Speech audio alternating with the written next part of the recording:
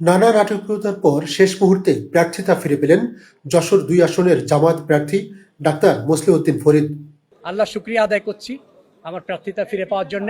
18 জানুয়ারি রাত 7টায় ঢাকায় নির্বাচন কমিশন ভবনে আপিলের দীর্ঘ শুনানি শেষে মনোনয়নপত্র বৈধ ঘোষণা করেছে নির্বাচন কমিশন ইসি।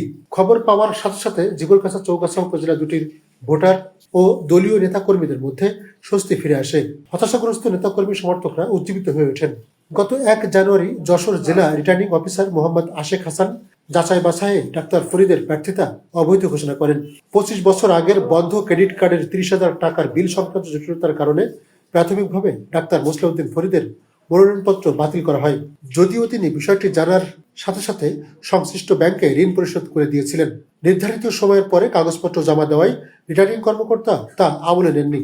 পরে তিনি ঢাকায় নির্বাচন কমিশনে আপিল দায়ের করেন। 11 জানুয়ারি আপিল শুনানিতে ক্রেডিট কার্ড সংক্রান্ত জটিলতা নিরসন হয়, কিন্তু তার বিরুদ্ধে নতুন করে দ্বৈত নাগরিকত্ব সংক্রান্ত অভিযোগ তোলা হয়। এ বিষয়ে আলাদা শুনানি গ্রহণের সিদ্ধান্ত নেয় নির্বাচন কমিশন। শুনানির দিন 16 জানুয়ারি করা হয়। এদিন শুনানি হলেও 17 জানুয়ারি রায়ের দিন নির্ধারণ করেন ইসি। এদিন নির্বাচন কমিশনে হট্টগোলের কারণে তারিখ পিছিয়ে 18 জানুয়ারি রায় ঘোষণার দিন ধার্য করা হয়। রবিবার সারাদিন যশোর 2 আসনের মানুষ ডাক্তার ফরিদের প্রার্থিতা ফিরে পাবার খবরের অপেক্ষায় ছিলেন। অসংখ্য মানুষ দৈনিক নতুন সকালের বার্তায় ফোন করে খোঁজ নেন। অবশেষে বিকেল গড়িয়ে সন্ধ্যায়ও খবর না আসায় মানুষ অস্থির হয়ে পড়েন।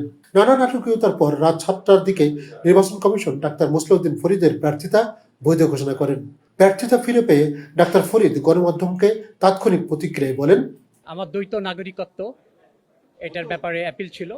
আমি তো বিধিমতো আমার বিদেশি বিলাতি পাসপোর্ট সারেন্ডার করে দিয়েছি এবং সমস্ত ফর্মালিটিস কমপ্লিট করেছি এবং এফিডেভিট দিয়েছি, যে কারণে ওই অ্যাপিলটা বাতিল হয়েছে এবং ওই প্রসঙ্গে আমার প্রার্থিতা ফিরে পেয়েছি। এই আসনে 7 জন প্রার্থী বৈধতা পেলেও মূল প্রতিদ্বন্দ্বিতা হবে বিএনপি এবং জামায়াত প্রার্থীর মধ্যে।